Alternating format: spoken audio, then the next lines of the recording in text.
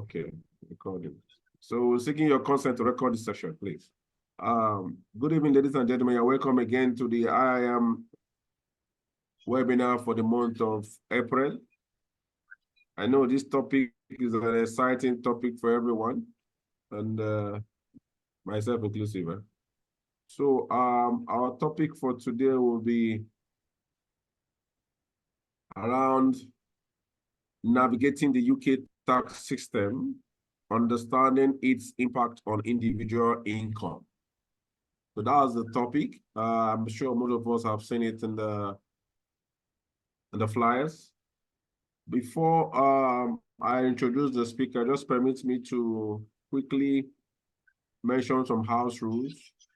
Please, if you have any question, use the chat box.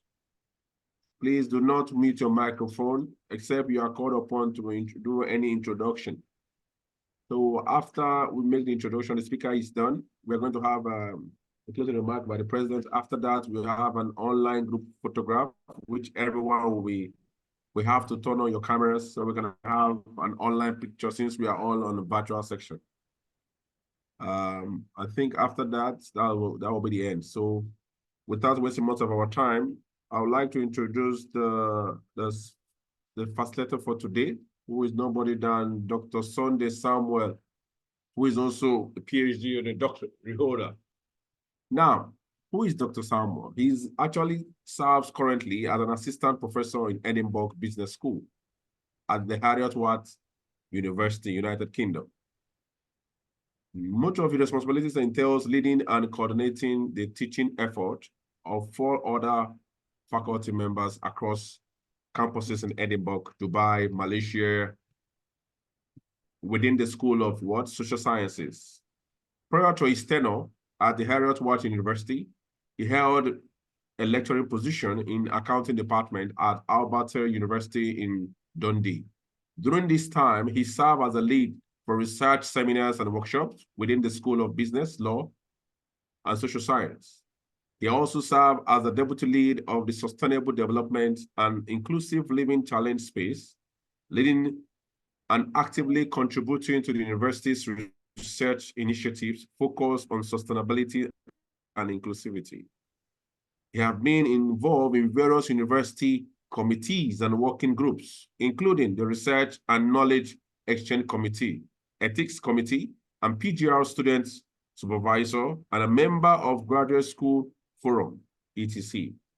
He has provided mentorship to colleges, to colleagues, and supervision to postgraduate research students, ensuring their success and well-being throughout their academic journey. Now, he's also a member of the following professional bodies, including our prestigious institute. Dr. Sunday Samuel is a fellow Institute of Information Management Africa, United Kingdom. He's also a fellow of Association of Taxation and Management Accountants Australia. He's a certified management and business educator, Chartered Association of Business Schools, United Kingdom. He's a fellow International Association of Accounting Professionals, United Kingdom. He's a member International Association for Energy Economics, United States. He's a member Center for Social and Economic Data Analytics, which is the CSDA, the Harriet Watt University, United Kingdom, and a member International Research and Development Institute of Nigeria. Please join me to welcome our speaker today, Dr. Sunday Samuel. You're highly welcome, please, Dr. Sunday Samuel. Over to you now. Please, ladies and gentlemen, sit down, relax, and enjoy the topic. Thank you so much for the introduction. All right, and thank you also the President for the opportunity to share this work with people. Thank you. So I would like to share my slides. Okay, permit me to share my slide now.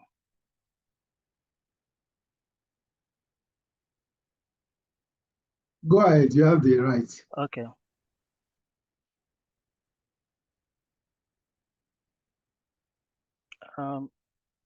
President, I'm seeing something here. Okay, as the host, okay. Also a co-host, you can share, please. Just go ahead. All right, sorry, okay. Thank you. I've gotten it. All right. Okay. Yeah, we can see your screen. All right. Thank you. Just presentation mode. Just put in presentation mode and we're good. Yeah, good. We can see your screen. All right. Thank Thank you so much. All right. Okay. Thank you once again. It's a great opportunity to be here. So I'll be talking about today's topic is on navigating the UK tax system, understanding the impact on individuals' income. You know, recently we have these migration issues globally, and then many people have the challenge of trying to settle down, especially in the UK. And then most people don't really have this experience or knowledge of tax. So most of them at the time after coming to the UK, you see them a bit frustrated. I met so many families recently, some of that going into depression because of their expectation is totally different from what they've actually come to see in the UK. So I just brought this topic so that we can enlighten people to see if they can get this knowledge, because they say no knowledge is waste and knowledge is power. So I also believe that this knowledge will also help people to navigate through the tax system in the UK. So that is a brief introduction. So I think they've given my bio already. So this is just a summary of my bio. So they've explained that. So I'm also I lectured in Abate before. I'm also from Nigeria, so I lectured from Kogi State University before moving to the UK. So I'm also an external examiner in 2 other universities, in Teesside and in Ghana, and also in Portsmouth University. So these are just a summary of my education. And then in case maybe after the presentation, maybe you need help, feel free to contact me. My area of research is in taxation. I've been teaching taxation for almost 17 years now, so I have a little experience on that. Then I'm also focused on the oil and gas accounting, the energy accounting generally. So that is my area specialist. So feel free to contact if you have any issues. So sorry, I think the slide is frozen. Let me see. Oh, it's frozen. Okay, I can. All right. Okay, so this is what we'll be discussing today. Well, first of all, we start with the classes of UK tax, then the taxable persons, then classification of income, just to give us a general idea of how the different classes of taxes in the UK. They will also have the rate of income. So this is going to be the focus of our discussion today: the rate of income, the savings income, dividend income, then. Excuse me. Then we're also going to be discussing about the personal allowance, the personal savings allowance, and the personal allowance generally everybody's entitled to in the UK. Then the second part of the discussion is going to be focused on how we can, as individuals, can reduce our tax liability in the UK, possible ways we can. So there are so many ways, but for this discussion this evening, we're going to be focused on 2, which is a gift aid donation and then payroll giving scheme. Then we might also touch on other aspects of it later on. So in the UK generally, and also globally, there are 2 different types of tax. So we have the direct tax and the indirect tax. The direct tax is the one the government.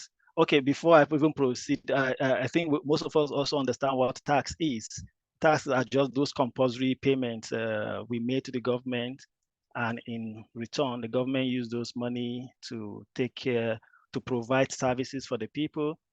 So now here we're going to see different in the UK. There are so many types of taxes, but we're just going to explain just a few of them here. So under the direct tax, which is the tax that is levied on your income of either individual or companies, or on their assets. So these are the direct tax. Then the indirect tax are those levy from the government that is based on your expenses or government charge it based on your goods and services rendered. So now we also have like VAT, excise duty, custom, and every other thing. So, but for the direct tax, our focus tonight is going to be on the income tax, which is the first one. Yeah, but I just want to explain further so that maybe you can understand, just have a general idea, because I know most of us are not maybe accountants, so we may not know what these things mean. So I'll just briefly touch on this, then we'll go to the main topic. So we have the NIC, which is the National Insurance Contribution. So the national insurance is the government use this money to provide services like the state pension, and sometimes like also services like maternity allowance, bereavement allowance, or we can also summarize it and say benefit. They use this money to provide benefit and other services to the people. So now, if you look at it in detail later, not in this session, but there are different types of NI contribution. We have the class 1 and the class 2, class 3, and class 4. So the class 1 has, the primary and secondary. This is the one normally in the place of work where you contribute certain percentage and your employer also contributes certain percentage of that amount. So that is the NI, the class 1. Then the class 1A has to do with benefit, so which is related to benefits, contributions. And then we have the class 2, which is for self-employed people. And then class 4 is also for self-employed people. So the difference between 2 and 4 just depends on your income. If you're a self-employed person, the amount you earn, if it's below that amount, you can be classified as maybe class 2. And if it's there is a threshold for each of these sections. So because of time, we may not go detail into that. Then we also have the class 3, which is the voluntary one, in case maybe you're not employed before, and then later on you're employed, and then you wanted to close those gaps so that when you retire, your pension and everything will be big, so you can go into voluntary contributions. You can donate a lump sum of money into the NI system. That's the class 3. So that is for NI. Then this is just a summary. Then we also have the capital gain tax, which is a capital gain tax is when there is a disposal of an asset or a sale of assets. So if you sell an asset like your property and you make a gain, the government is supposed to tax that profit. So there are different ways. The capital gain tax is a bit complicated, especially in the UK. So, but I'm just going to just explain a bit. So we have what we call the matching rule. The matching rule is when you decide to sell, for example, your shares or your bond, anything, and you made a profit, you decide to buy it within today and sell it today, you made a profit. So that profit will be taxed. So that is what is part of the matching rule. So there are 3 components of that. Well, because of this discussion, we may not have time to discuss it in detail, but one, that is the same day sale. Then the second one is when you decide you buy an asset like a share and you decide to sell it within 1 month period. So that is the 30 days period. So that is one. Then there's another section, which is section 104. This section deals with a collection or a pool of shares. So when there are different pool of shares and then you make a profit, so those profit will be taxed. So that is just one part of the capital gain tax. And then we also have properties, like if you have a property that is mainly residential property, not for business, but residential. We call that a principal private residence. So there are also rules for that. You may have a property now and decide to move to another country. The property is still yours. And then maybe you put it on sale, on rent, or nobody in the room, in the house. So there are limits, there are rules for that also. The number of years that the house is supposed to stay without occupying. And then if it exceeds that stage, the government is going to tax you that for that property. So there are so many rules on that. So because of time, we might not go into that today. Then we also have the inheritance tax, which is deals with transferring of property to either your son, your daughter, or from a grandparent or parent to their daughters or sons. So these are the rules on capital gain tax. And then there are about 3 ways. So there are items that are exempted from inheritance, that's from you paying tax on. And then there are some that are potentially exempted. So it's about 3 ways. Exempted totally, there is one that is potentially exempted, while there are some that is a lifetime transfer. So like all those properties and everything. So it's a bit complicated, to be honest, but we just need to just have a basic knowledge. So like now, if you transfer a property to your wife or your children, that's connected persons. We call that connected persons. So it's exempted from tax, from paying tax. That's from paying inheritance tax. Then if you have like, for example, maybe you're working and your company decides to give you a voucher of less than 250 pounds. So that amount, we call that small gift. So that one is exempted. So we have, there are rules for that also. Like a parent can give the maximum amount you can give your son or a daughter, maybe 5,000 pounds. So if it exceeds 5,000 pounds, those extra amount will be taxed by government. So we also have another one, like from grandparent to their children or to their grandchildren. I think theirs is around 2005 or so. So if you receive a gift from your grandparent that is more than 2005, the extra amount will be taxed. So there's just a way, it's a bit complicated and has a lot of rules guiding that. And then everybody is also entitled to, there's what we call the annual exemption of 3,000 pounds. So if you decide to sell a property or give, so there's an annual exemption of about 3,000 pounds. So that is also related to the capital gain tax also.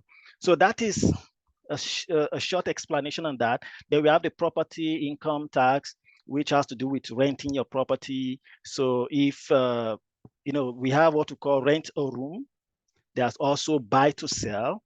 So if you have a property, you rent a room out, there's certain allowance you are allowed to make. If you exceed that amount, those expenses, those income or profit will be taxed. So we also have a rent to, so many of them. So many of them, we don't have time to go into that. Then another one is the corporation tax. This is the tax the government levy on companies, the profits or income of companies. I think now it's just at 19%, which is good.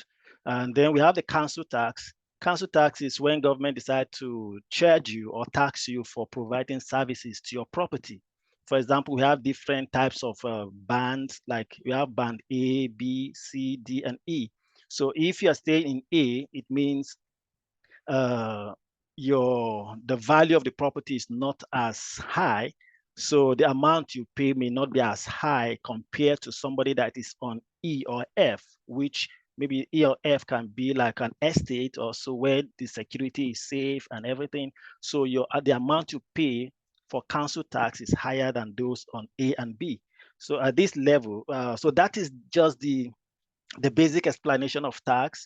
And then we know that VAT, which are expenses, as you buy something in the market, they charge you tax and everything. So that is the basic explanation.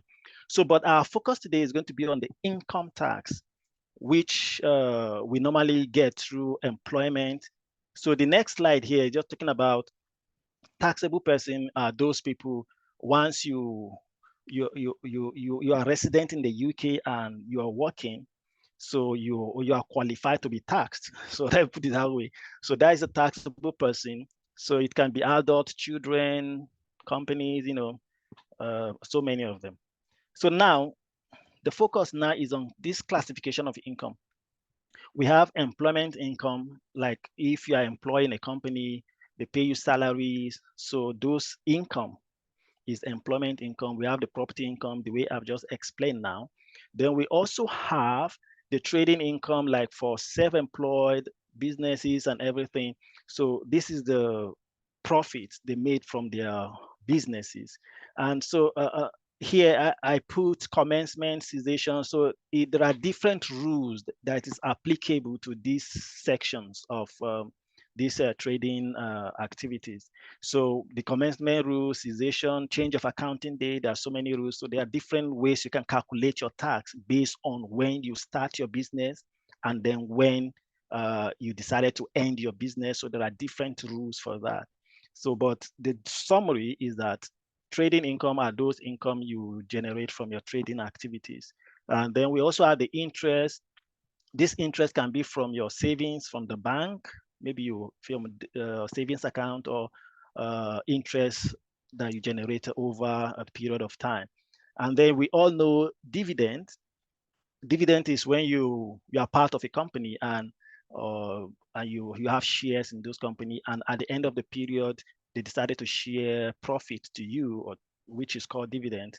So any amount you got from this from those investments is classified as your income. So by the time they add your income from your dividend, your interest, your employment income, when you add everything together, we have what we call the total profit. Then later on, you calculate all your reliefs, all your allowances, you deduct all those your reliefs and allowances. Then the balance is what the government is supposed to tax. So we're going to see further explanation later on. So excuse me. So this is the rate. I hope I'm still within the time. Okay. Yeah. Okay. So this is the rate.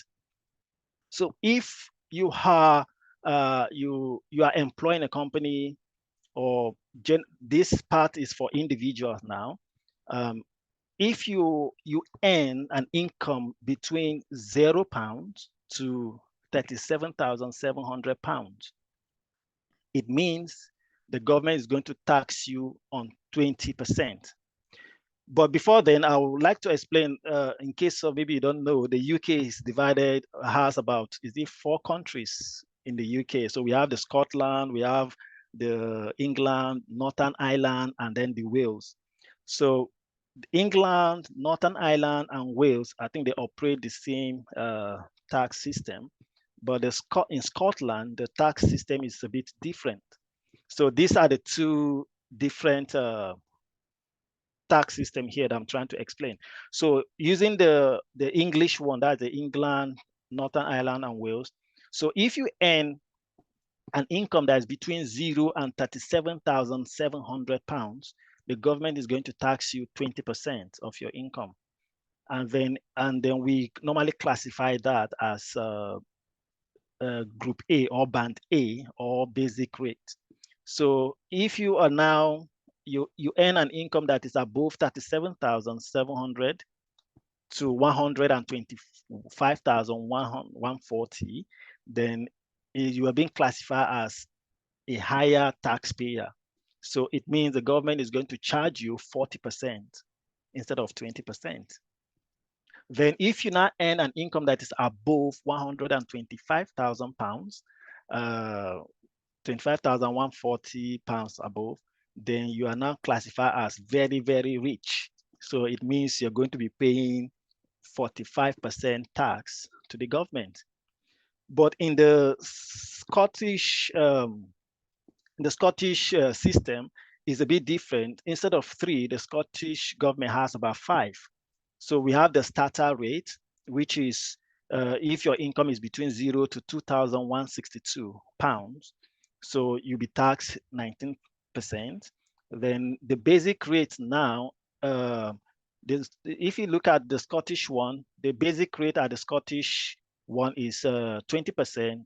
For the English one is also basic rate is 20%. So now the difference now is that your income, any income between 2,162 and above to about 13,118, you'll be charged 20%. And then the intermediate rate is 21%. The higher rate is 42% in Scotland, but in England, the higher rate is 40%.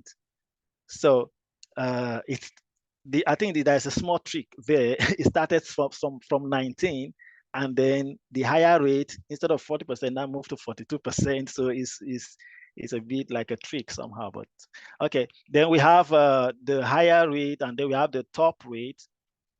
In Scotland is presently 47%, used to be 46% previous years. So, but in England is about 45%. So this is now, this income, this rate is only applicable to the slide I just explained before, employment income and your trading income. So these are the two where you apply those rules, the employment income and the trading income. For interest and dividends, they have their own different rules. For interest, they have their own rules. For dividends, they have their own rules.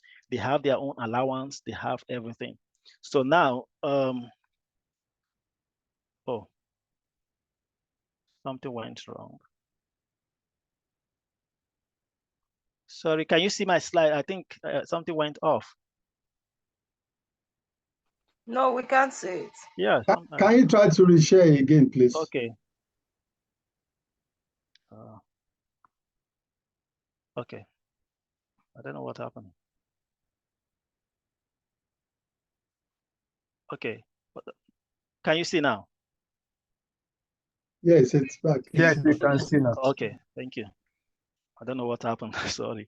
So so that is the explanation. So this rate is only applicable to your employment income, your trading income. So interest and dividend has their own or have their own different rules and rate.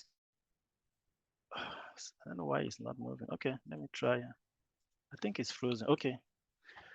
So this is the savings income, the interest, the one I've just explained now. So now the rule is a savings income, any money you got from bank or interest on government securities, on loan interest, in most cases is calculated at gross. Gross means it's calculated without you paying tax on it. Then when we use the word net, it means it's taxable or after tax, things like that. So now all savings income are supposed to be calculated at net, at gross. So if by mistake, your income, your savings income is being calculated at net, it means there is need for you to do some adjustment. You need to recalculate it back to the initial stage. And then because it's not taxable, then that amount needs to be deducted from your income. Then the balance is what the government the government is supposed to tax on, or the balance is what government is supposed to tax the balance on. So now, so that is the trick. But if it's on net, it means it's taxable and it's fine. So the idea now, savings income, dividends, different rules. So now let me go to dividends. I'm coming back to this and I'll explain it later on again. So we have the dividend income. So in the UK, whether you are a billionaire or a millionaire or a thousandaire, you know, so you are entitled to, before you are entitled to £2,000 dividend allowance, everybody. As far as so if you make £10 billion, the first £2,000 is free, is tax-free, is free. Yeah. So now, subsequently, I think that is previous. If you notice from the slide here, you notice from 2021, it was 2,000, 22, 2,000, 23, it was 2,000. But from 2024, that is from 5th of April this year, it has now been reduced to £1,000. So, and then in 2025, it's going to be reduced to £500. So it keeps reducing. I don't know why, but so that is the allowance from government. But the rate is the ordinary rate. This ordinary rate is 8.75. Excuse me. So it means if you are a basic taxpayer, the band A, if you are on band A, let's say your salary is less than 37,700, and you have an investment in another company and everything, and then they pay you dividends, you are going to pay 8.75%. your dividend rate. Then if you are a upper rate payer, that is a high tax payer, that is band B, your rate is going to be 33.75%. And then if you are an additional rate payer, which is the type C, somebody that earns above 125,000 pounds, it means the government is going to charge you on 39.35%. So that is the dividend rule. Then the savings rule is, I'm still going back to this to explain more about the savings rules in the next slide. So now this is the area I want us to briefly discuss before I move into the how to reduce your tax liability. We have the savings allowance. We also have the personal allowance. So savings allowance, if you belong to group A, that is the band A, you are entitled to savings allowance from government, £1,000. So if your salary, in other words, if your salary is less than 37,700 and you have any savings income from the bank or anything, you are entitled to £1,000 free, that's allowance. Then if you belong to band B, that is to say your income is above 37,700 and not more than 125,140, it means you are in group B. So it means you're going to pay your allowance you're going to get from government is £500. That is half of it. We normally call that a reduced rate. Then if you belong to class C or band C, that is above 125,000 pounds, it means you are not entitled to any allowance from government. So that is the rule. It's if you look at the previous slides before, it used to be 150,000 pounds, but reduced to 125. Well, there is a way because of time, I would have shown you how they later arrive at that 125. It used to be 150. So, but I think they are just trying to be specific, so which is good. So we have the personal allowance. So personal allowance is for non-savings income. Non-savings income are those employment income, trading income, the way we've explained before. So by law, everybody in the UK, whether you are a worker and whether you are earning billions, millions, you are entitled to 12,570 tax-free allowance. So if you are earning, let's say your salary is 70,000 pounds, 12,570 of that amount is tax-free. So the extra will be charged. So we're going to see that. So now there's a condition for you to get this 12,570. There's another small condition. So if your income is above 100,000 pounds, it means the excess will be slashed into two. So let me explain. So let's say, for example, your salary is 120,000 pounds. Yeah, let's say 120.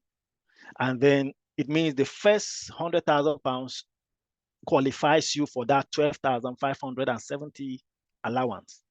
Then the 20,000 pounds extra means we slash into two. So that's to say 20 divided by 2, that is 10,000 pounds. So it means 10,000 pounds will be removed from this 12,570. So the final allowance you are entitled to from the government will now be only 2,570 instead of 12,570. So the UK tax system generally is like the higher your income, the less allowance you get from the government. While the lower your income, the more allowance you get from government. So it's a way of supporting the low income earners and then using the money from the rich people or the high taxpayer to support the poor. I think that is what the system is talking about. So that is the technique here. So at the end of this lecture, I have an example, but I don't think because of time, maybe we can see that, but there's an example that actually explains this scenario for us to look at it in detail and see, okay, how this 12,005 is being arrived if your allowance is above 100,000 pounds, how this allowance is also slashed into or reduce, or this allowance will also reduce your allowances you're entitled from government. So now, I think we're going to go into how you can reduce your tax liability. Excuse me. Sorry. So there are different ways you can reduce your tax liability. When we say tax liability, we're talking about the amount you pay as tax to the government. So one way you can do that, and there's a scheme that the government has came up with. And that scheme is what we call the give as you earn. So give as you earn is just a way to encourage people to give to charity.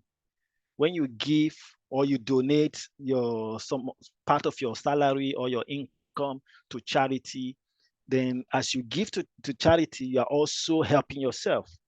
So that's another way to reduce your tax liability. You give to charity, you reduce your amount to pay as tax. And I'm going to show you how that is being done. Then that is one way, through donation to charity or giving to charity. Then another way is through the pension. So these are the two ones I'm going to explain within this discussion today. And there are other ways you can do that too. But so now let's look at this. The first way to give to charity is to charity. Sorry, the first approach is to give to charity. So, and then there are ways you can do that, giving to charity, or you can do that through gift aid donation. You can also do that through payroll giving. You can do that through land, property, and shares, or through will. You can give in your will. Okay, give this. I want to give this a charity. This my property, and the rest. So that is the three different ways you can do that. So the gift aid donation is okay. I think because of time. So a charity in the UK can be. Please go ahead. Please, you can go back to the chat. Please go ahead. Continue. Okay. So you can in the UK, there's what we call charity. These are non-profit making organizations. So once you are registered with HMRC are the bodies that collect tax in the UK. So then, and you are registered with them, you are entitled to claim certain money from the government. For example, let's assume this institute is a charity organization, and then we have 50 people in this as member of this institute. Now, if those 50 people, the first thing you need to do is encourage people to get the gift aid declaration form or claim. Or so once they register with that, it means every amount that each of these members give to the institute as donation, like contribution or donation, as the charity has the capacity, or they have the right to claim 25% of that amount as in form of like a support from the government. They have the right to claim because you gave that amount. So that is one way. Then as you are also giving that's from the charity side, then from the individual side, as you are giving that amount, you are also expanding your tax band. Let me explain it briefly. Now, let's say you decide to give in your salary every month, you now decide to be given, let's say, 1,000 pounds as donation to charity. So at the end of the year, you have 12,000 pounds. So it means the charity can claim, this 12,000 pounds can claim 25% of that amount from government on your behalf, because that is that. Then from your own side, this 12,000 pounds, it means your tax band will be expanded or extended with 12,000 pounds. For example, remember we have band A, band B, and band C. So band A is 0 to 37,700. So it means that 37,700 will be extended, can be expanded with 12,000 pounds. is about 37 plus 10,000, that's 47, let's say 49,000. So it means your band has now been extended from 0 to 49,000 instead of 37,700. So this gives you an opportunity to do maybe 2 jobs or 3 jobs, and at the end, as far as you didn't exceed 47,000 pounds, the government will still charge you 20% instead of government charging you 40%. So you can now charge you 20% because you gave to a charity. So that is another way to do that. And then also, automatically, as you are also giving to charity, you are saving 20% automatically. 20% automatically from your.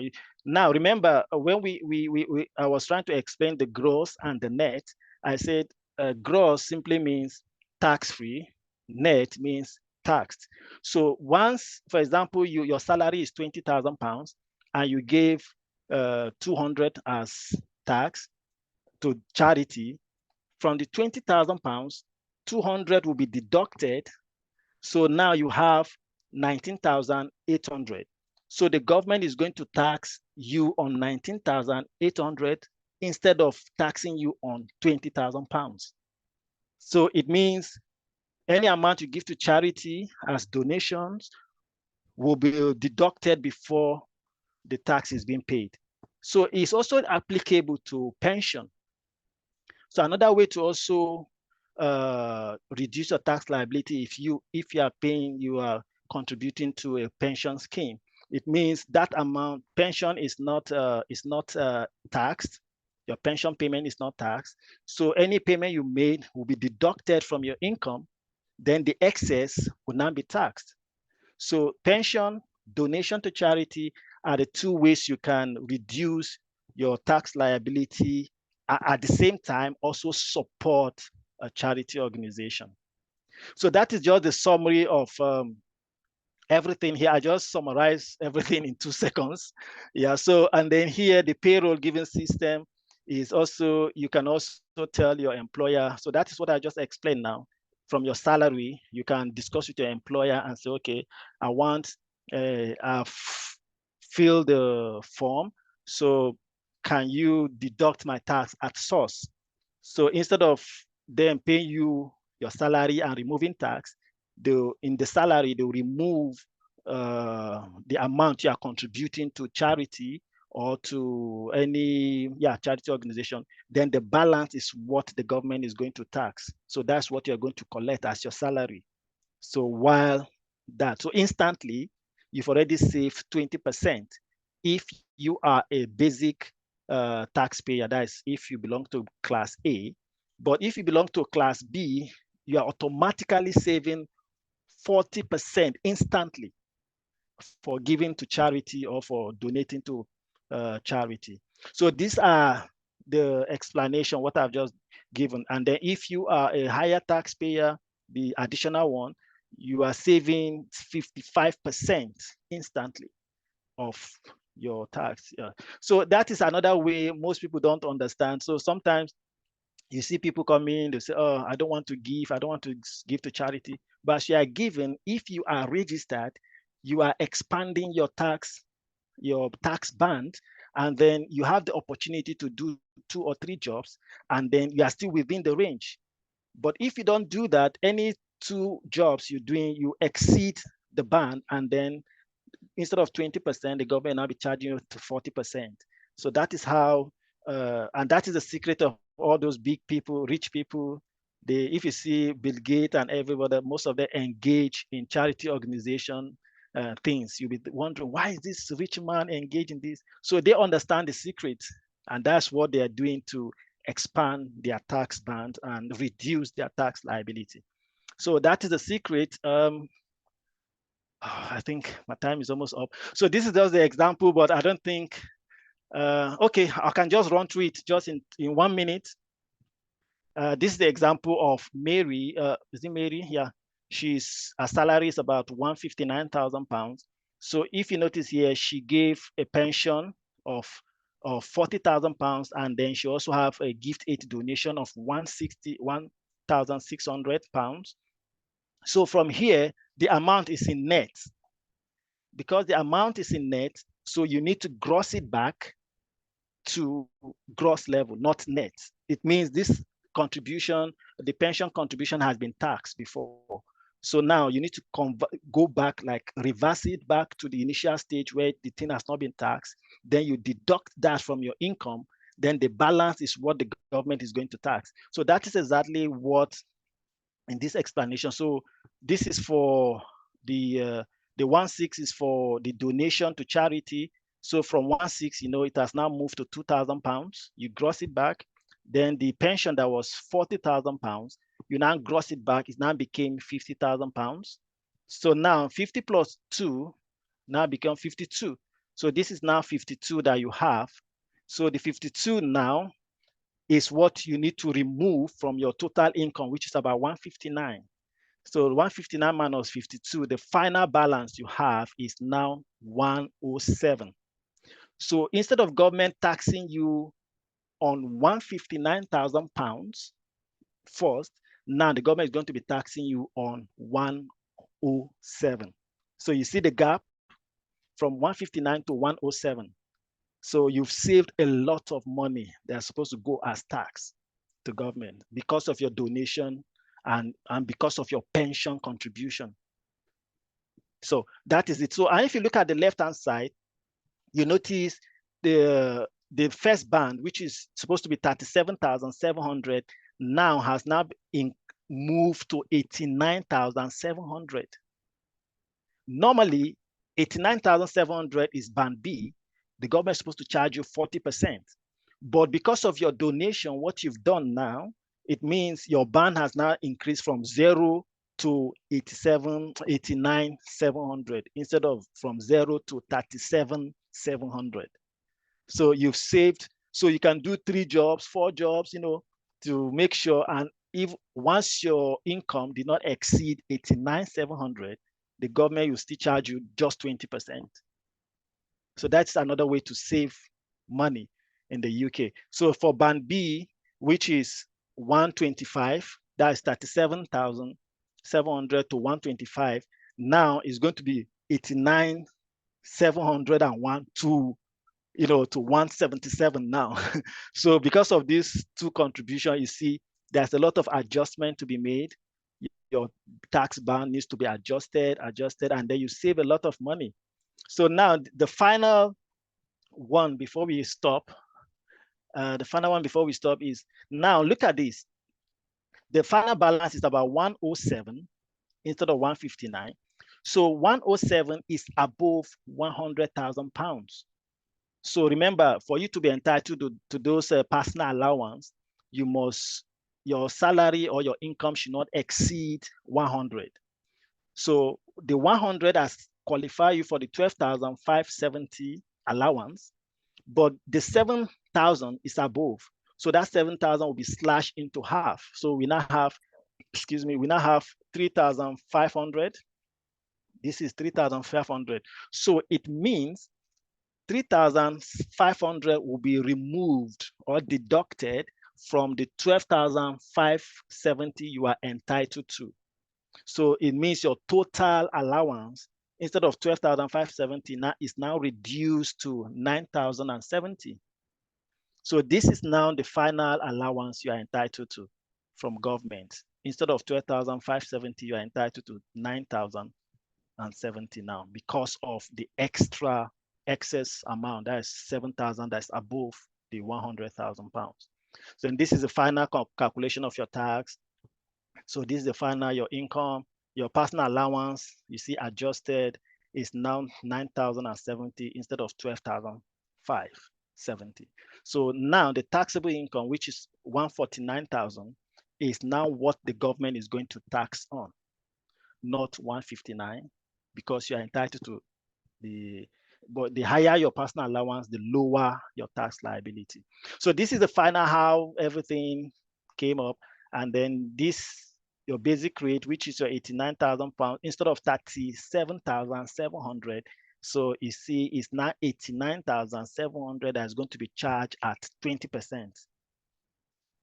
So, and then the rest will now be charged at 40%. So because of those two donations you've done, the donation to charity and then the pension contribution, you are able to save a lot of money, a lot. It may look small, but as you proceed, you notice that you've saved a lot of money. So I think that is the end for now. There are other sources of ways you can save money, reduce your tax liability. But for this discussion, we just discussed just pension and donation to charity. So these are the two things we just discussed. So thank you so much for your time. I don't know if you have any question. I hope we exceeded the time a bit. Sorry. All right. Fine. Yeah. Thank you so much, Dr. Samuel. All right. Thank you so much.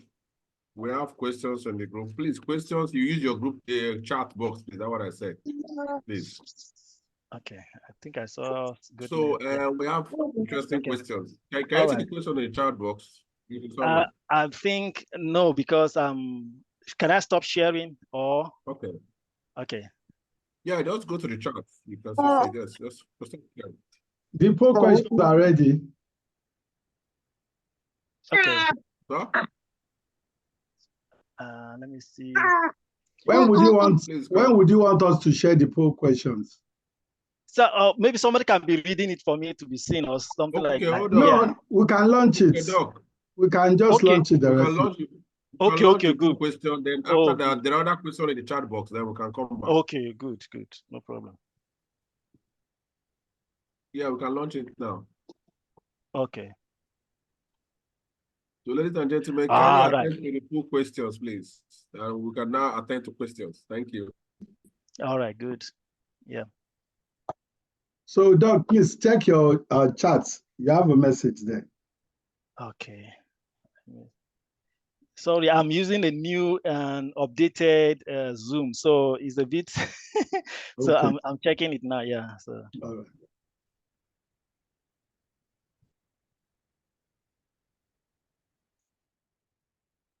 Yeah, I think the first one I can see is a poll.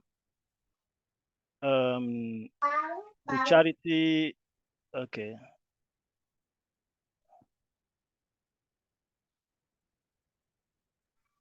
Look, just hold on. Once they are done answering, then you can now attend to it. Please, Friday Peter, mute your mic, please.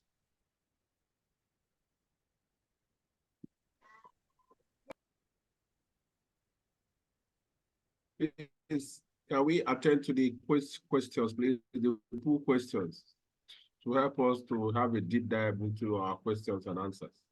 Thank you. Okay, I think it's coming up. Yep. Ooh. After this, yeah, look for the food, okay? Okay. Okay. All right.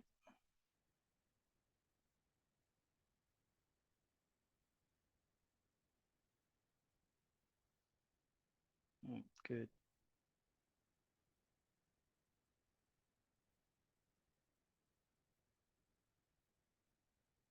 Okay. I think it's coming up. 91%. Okay. Can I okay, I'm just Not looking. yet. Until the pool, we get the number, the answer to the pool, then we can comment. Okay, all right, that's fine.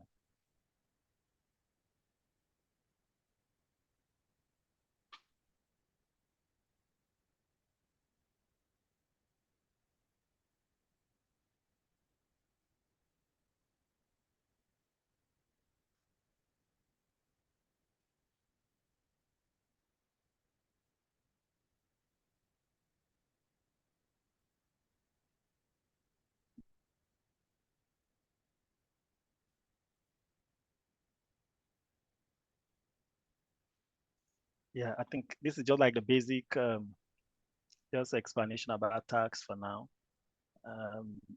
Just for us to have a general idea about what tax is all about. Then there are other part of tax that is a bit complicated, but maybe over some time we'll have time to discuss it further. Yeah, so.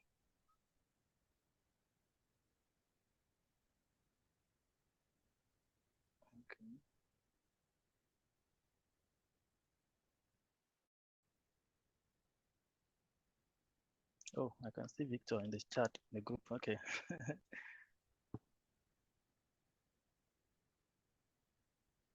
Okay.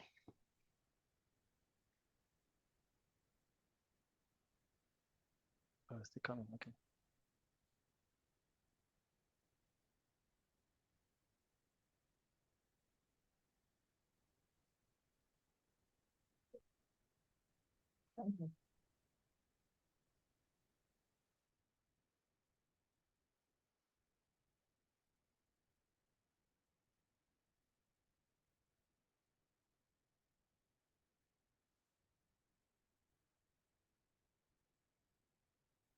Mm. Okay.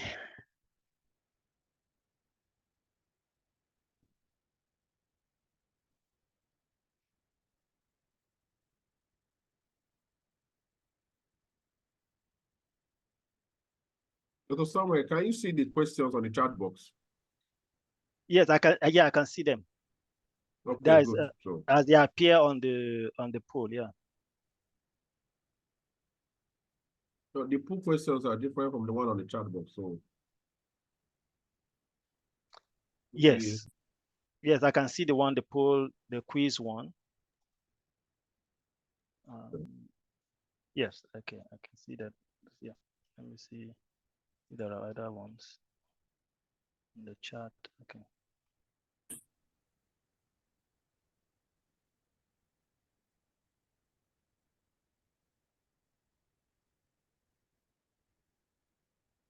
Okay. Yeah, I'm seeing. Okay, I can see question from Goodness and everything. Okay. Yeah. All right. So can I go ahead now with the poll? Then after that, we can now go to individual question. Okay, should we end the poll now? Yes, I think because see some of it is 100%. Yeah, I think. Yeah. We actually, we've got 48 participants here, but the total number of respondents are, okay, it has risen to 23 now.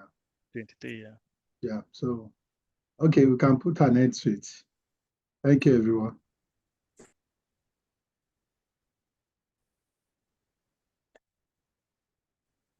Okay. All right. All right. The interactions there. So do charity organization pay tax? Yeah, so I can see, yes, they pay corporation tax. That which is the highest now shows no, they are exempted from paying tax. It's very, very good.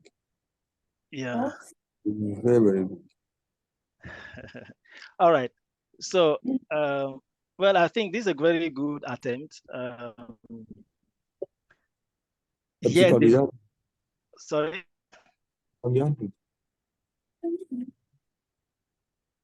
Okay. Please, let's mute our mic. So, let's mute our microphone. Security, please mute your microphone, please. Most important, sir. Okay. Let's mute him, please. Okay.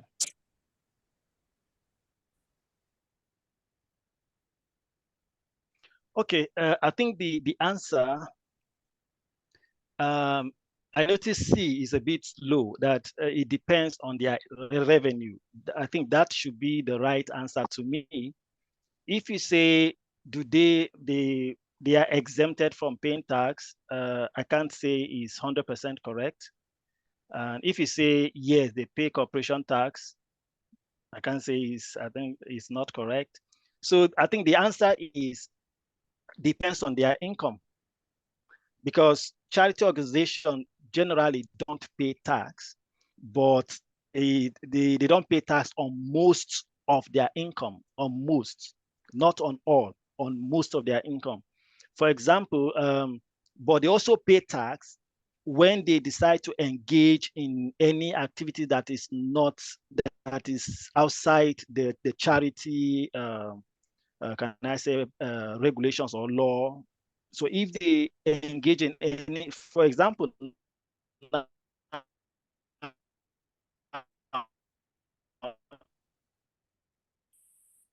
if a child, and then at the end of the year, they just open those UK companies, not outside the UK, but UK companies, now decide to pay them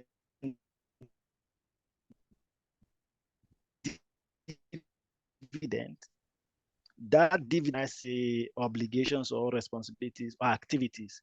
But if it's within the charity activities, they are exempted from paying tax. For example, if a charity organization decides to donate to another charity or to do philanthropic activities, they don't pay tax.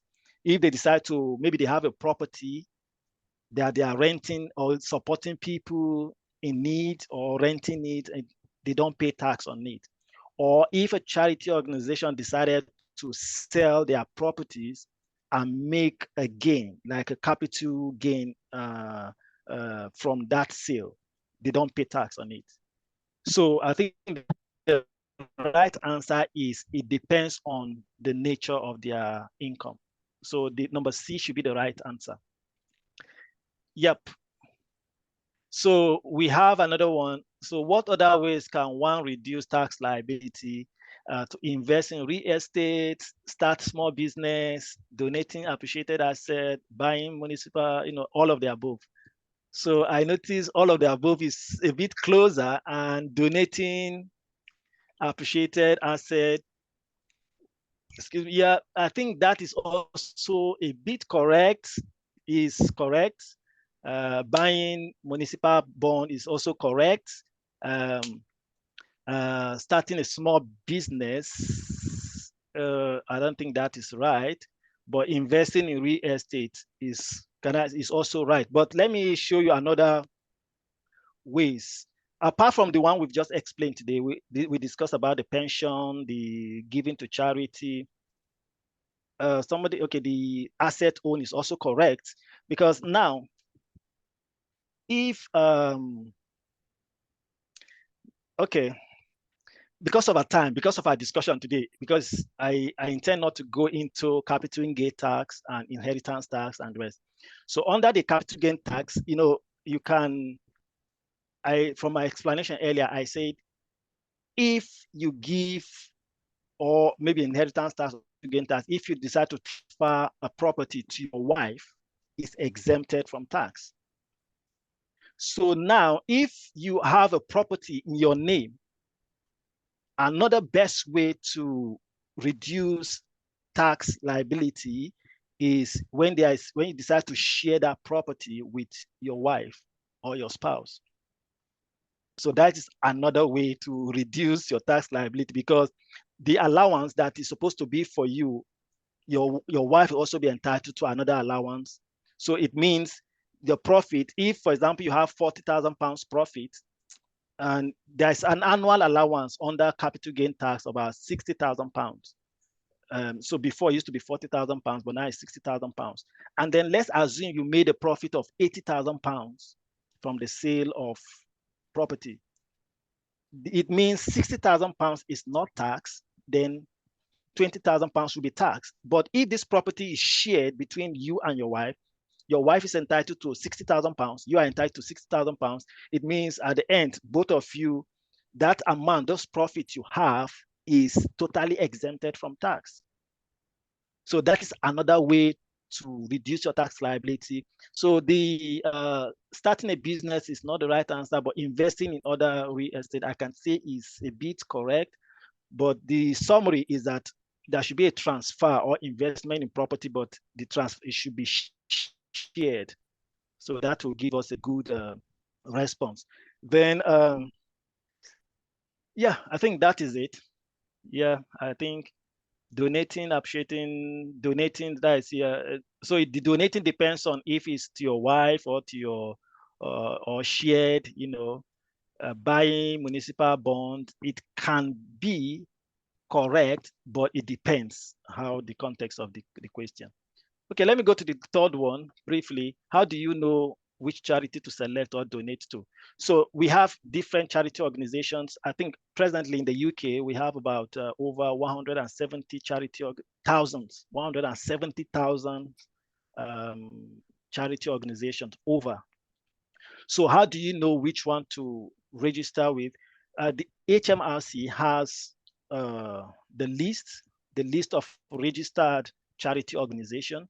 So if you're looking for, like now we have, for example, British Heart Foundation, we have a Cancer Research Institute. So we have so many of them. We have churches, you have mosque, you have, so anyone that is registered with HMRC and they have their charter, register charity charter, and you have the list, you can invest, you can donate to those ones. But anyone that is not registered with HMRC is not recognized. So if you make any donation to that one, you cannot be able to claim those allowances, whether you or the church or the mosque or those organizations, charity organization, cannot claim back those 25% or 50% or 55% of those amounts because they are not registered. So if you're looking for one, you need to check the HMRC website for details. All right, I think that is all. So I'll just go through the questions from the chat. President, can I go through them one by one, or I should? Okay, I can go through it. You can take them on after. Yes. Okay. Okay. All right. Let me see which one did. Oh, Victor. Okay. All right. So Scottish tax is higher. Yes, it's a bit higher. It depends on it's just that because this is just a discussion, so we couldn't give there's some calculations you do if you are given the opportunity to select between the Scottish and the English ones. Some people would tell you, oh, the Scottish one pay less in this particular amount, while in the other one, the Scottish one may be higher. So it depends. But if you look at it in a logical way, the Scottish one support, if you earn little money, the Scottish one will be more helpful to you. But the higher you go in your income, the Scottish one seems a bit high. Yeah, I know of so many colleagues that are working in Scotland, and I see they refuse to change their address. They still prefer to work their home address in England, but in Scotland, but they are still working in Scotland. So it means they'll be taxed in English rate, not on the Scottish rate. So it depends on how you sit and recalculate yourself and say, okay, which one is better and which one is not. So let me see. Does church classify as charity? If yes, how can we use it? Yes, church is classified as a charity. So in the UK, if the church is registered with HMRC, you can approach your pastor, and then if you actually want to donate, you can approach your pastor. Then you get those the gift aid declaration form. Then once the pastor gives you and is registered, the pastor collates all this information, and then any donation you make to the church, the pastor or the church can claim 25% of that amount from the government as gift aid. And then also the donation you made, you are also expanding your own tax limit. That's your limit or threshold, and then it to accommodate other sources of your income. So that is it. Okay. All right. Okay. Okay. These are the questions. Okay. Oh, okay. Oh, thank you. All right. So let me see another question here. It says from Yemi. He said, what is the tax implication of some working remotely from UK in Nigeria based company? Okay, Nigeria-based company. Is the individuals mandated to pay tax in the UK? Okay, working in Nigeria. That's a very good one. Normally, in the UK, if you look at the first slides, what I say the taxable person, it's talking about if you reside in the UK and you earn because by the time you reside in UK, you are getting their facilities, their social, like can I say, let me use this for example, maybe you are using their light, you are using their road, everything. So you are enjoying their facilities. So you're supposed to pay tax on that. And then also, if you generate income from the UK, your income will be taxed based on the UK rules. But if you're now working remotely you are in the UK, but you're working in Nigeria, so it means the Nigeria people are supposed to tax your income, are supposed to tax it. It's a bit complicated because sometimes there's this issue of double taxation, especially if the company you're working with is a multinational company. So you have to be careful about this double taxation of a thing. But if your income is being generated in, you are working in the UK, but the company is in Nigeria, everything is, so in the real sense, Nigeria is supposed to tax your income and not UK. Yeah. So even dividends, the same thing. When you are calculating, especially there's what we call leasing in accounting, lease. So anything that has to do with leasing, maybe any dividend from foreign company is not calculated at all, is exempted totally. Yeah, so that is it. So you are not mandated to pay tax in the UK, even though, but it depends. That's why I say it's a bit complicated. If you are a British citizen, and whether your income is from another country, you are expected to pay tax. So it depends. But the basic explanation here is if you are resident in the UK. So if you are resident in the UK, you pay tax because you are resident in the UK. But if you are working remotely, the company over there is supposed to tax you and not the one in the UK. Yeah, so that is it. So please, how can we claim back the tax? So you do that through self-assessment. You get the forms and you apply for it and then you claim it back. And like for example, the donation one, you can claim back even the last 4 years. You can claim even 4 years past. Yeah, so that is the implication. So under the give 8 donation, you can claim 4 years backwards. Every amount you've paid to the church or to the mosque or to the charity organization, you can claim 4 years backwards. So as far as you fill the form and you complete it. So it's all about you filling the form. Is through self-assessment from the HMRC, and then you claim all the money back. So from Oluwatoyin, awesome presentation. Thank you. Oh, okay. Wow, great. Okay. Oh, okay. Okay, let me see which question again. If you invest, that's from Lady Queen again. Okay. If you invest in another country, say in Africa or US, would you be allowed to claim that as a corporate tax? No. If you invest in another country, say in Africa, would you be allowed to claim that as corporate tax? No. You'll not be allowed to claim back as this is just a seminar, but it has, each of these tax you're seeing has its own rule. To be honest, it has its own rule. Like the principal private residence I'm talking about under capital gain tax, it has its own rule. So if I should tell you some of the rules, for example, like the housing, the one I've just explained, if you put your house on, you are not around, this is your property, your only residential property, and maybe, for example, you are a resident in Scotland, and you now decided to go to England to go and work, nobody in the house for 2 years, there are rules for that. And then if you decide to go outside the country, let's say you go to Spain or another country, there are also limits to that.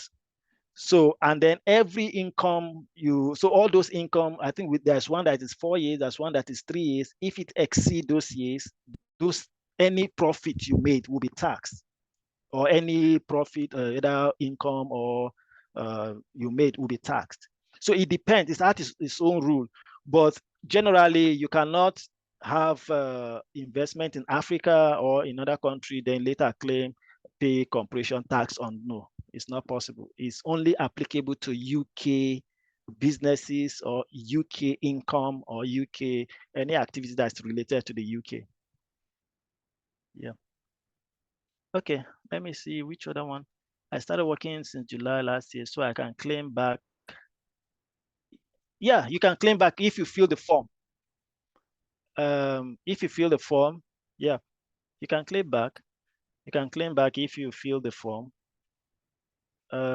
Very informative. Can you please share the presentation? Sure, I will. If I'll share to the institute and they'll share it across. Thank you. Okay, another question from Adejobi. Is it compulsory to register for Give Aid if I intend to consistently give to charity during the tax? Is it compulsory to register? It's not compulsory.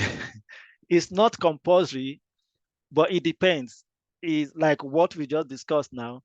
If you don't register, it's like you are wasting your chances or your opportunities.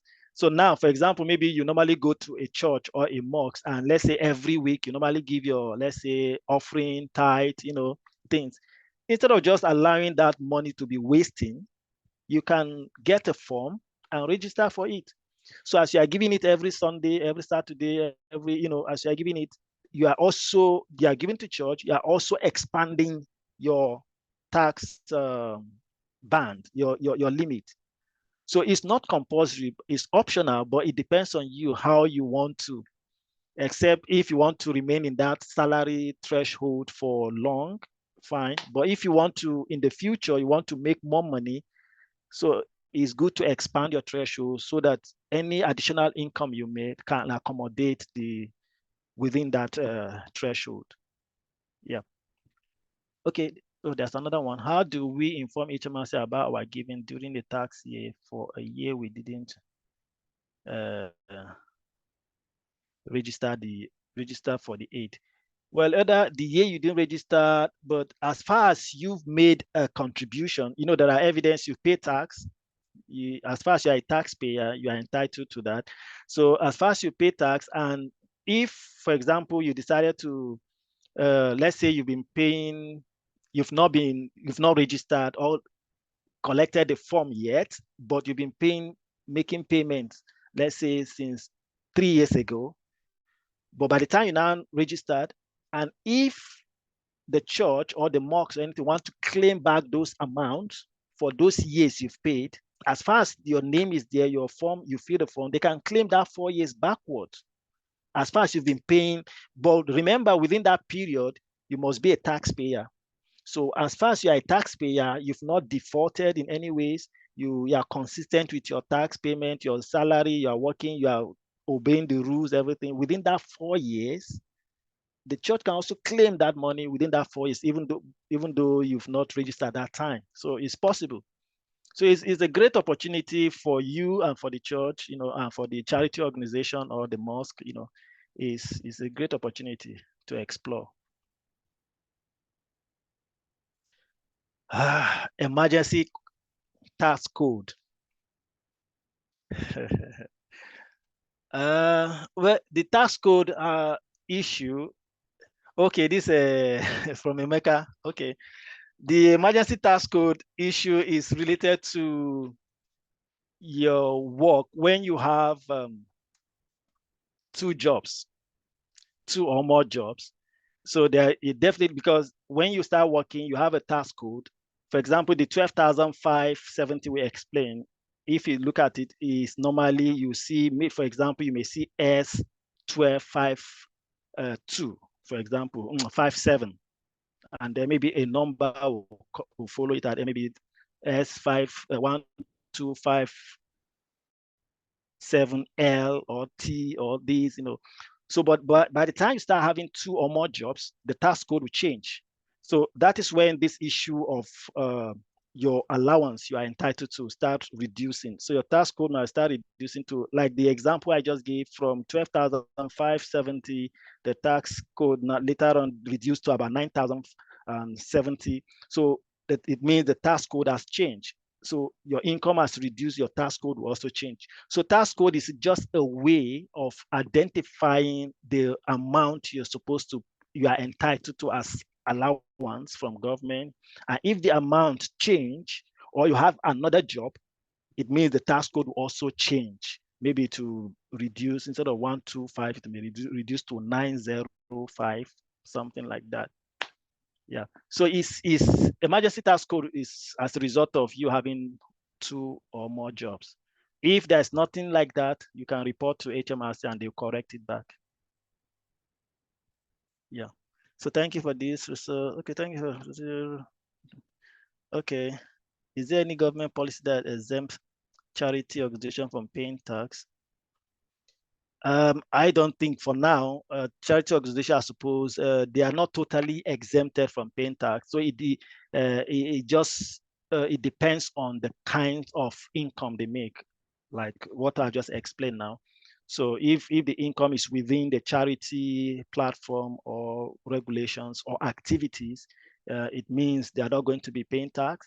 But if it's outside those activities, it means they may pay tax on that. For example, if a charity organization is not involved in developing land or property, they have to pay tax because it's outside the scope of their job, the charity activities. So that is it. An issue of maybe, but the only, when it comes to VAT, value added tax, charity organization have a special VAT for charity organization. That's a special VAT for charity organization. Yeah, but apart from that, I don't think there's any specific government policy exempting charity organization from paying tax. Yeah.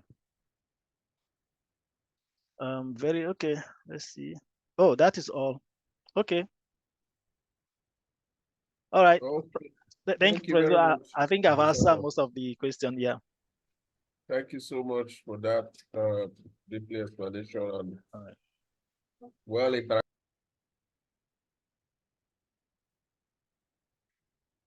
I think it's mute. Okay, so thank you a lot for your time and for everyone that have joined from within Nigeria, outside Nigeria, the UK. The UK has benefited from this, and we in Nigeria, but most times we have to circulate these things, eh? Dr. Samuel. Yes. The person will be focusing on, okay, what do you talk about Nigeria? How do we make money off the government here? But it's a good one. Yeah. Please, if you have your question, put it on the chat box. Please, please, please, please. Doctor, I think thank Queen you so Lady. much. Please, over to the president of the institute. All right. Dr. Edoku, please. Yeah, I think we have Queen. She's raising her hands up. I wouldn't know if she has a question she'd like to ask before we proceed. Thank you so much for allowing me to ask my question. Dr. Sandy Samuel, we really appreciate you. I'm in US, and as you were speaking, I was writing and trying to figure out the difference between you guys and here. Why I asked that question, it's something that we need to know. I asked that question because you have a gross income, right? Yep. And you're filing a tax, and there is a chunk of that money that you remove to, put into your business, and your business is outside. Let's say I have an Airbnb somewhere, and I'm showing that I bought a house out there, say in London or Africa, Nigeria, whatever. And then I'm claiming here that I use that money because it's right there and it's showing on my income. Over here, we add it on because you have a business name here, right? Good. You have a business name and you're taking like a 200,000 out. How do you show that you remove that money is part of your income, and they know you are, and you do businesses internationally? Okay. There must be a way to claim that, right? Yes, but I think it depends whether you are a citizen or not. Yeah, I'm a citizen. Okay. Then if you're a citizen, because whether your sources of income, whether you is in Africa or this thing, all will be calculated. All is still part of your income. But Exactly. if you are not a citizen, you are just resident in the US, for example, it means it's all the income, what you've made in US, that the US government will tax. So Yeah. that is the difference. But if you are a citizen, it means all your sources of income everywhere will be taxed, because Exactly. you are still entitled to the other benefit in the UK. Like if sorry, I always use UK, but because you might in one way or the other be getting benefit from the government, child benefit, support, and other things. So you are still part of the system. So every income you get will be taxed, and you need to disclose those information to the government that this is your source of income and this is where this is coming from, foreign current. So, but in that case, one has to be a bit careful, because there's possibility of having this double taxation sometimes. So, but apart from the double taxation issue, the summary is that all your sources of income is supposed to be shown and to the government of where you are resident. You reside. Yeah. Yeah. Thank you so much. Ambassador, I appreciate this topic. I really, really appreciate it. And I'm hoping that we will continue to bring in finances when we do this platform. Thank you so much. You're welcome. Thank you very much, Queen. Thank you very much, distinguished fellow our Great Institute, for this wonderful presentation. We're indeed grateful, and I must confess that tonight's presentation has been so informative and educating. And from looking at the comments section of the platform, it's obvious that you've actually passed important information out there to people to help them, make informed decisions, help them, reduce the cost of living, cost of, doing things, and so on and so forth, which form part of, the very major objective of this great institute, because as an institute that is developed to assist individuals, organizations, and governments, we're out to ensure that we're able to provide timely, quality, updated, and current information to people to be able to assist them to live good lives. So I want to say a very, very big thank you, Dr. Sunday. We're indeed grateful. I hope, just like you mentioned in the course of your presentation, that when next we call on you, you oblige us and also come up with another wonderful session. Thank you. I also want to thank each and every one of us that has joined right from the beginning of this session. You can be rest assured that next month we're equally going to be coming up with another interesting webinar. So on that note, I want to say thank you once again and hand over to our moderator, Mr. Nago, to take off, to continue from there. Thank you so much, our global president. Please, like I mentioned at the beginning of the webinar, when we're having a group photograph, online one, please turn on your cameras, please. You can take pictures. Turn on your cameras, please. To just turn my own,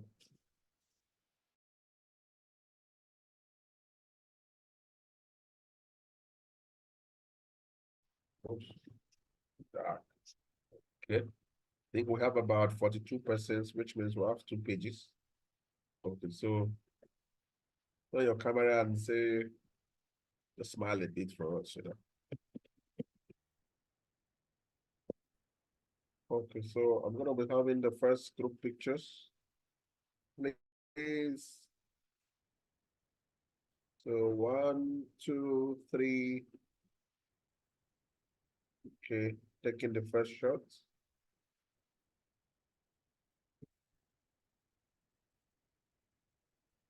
Taking the first shot.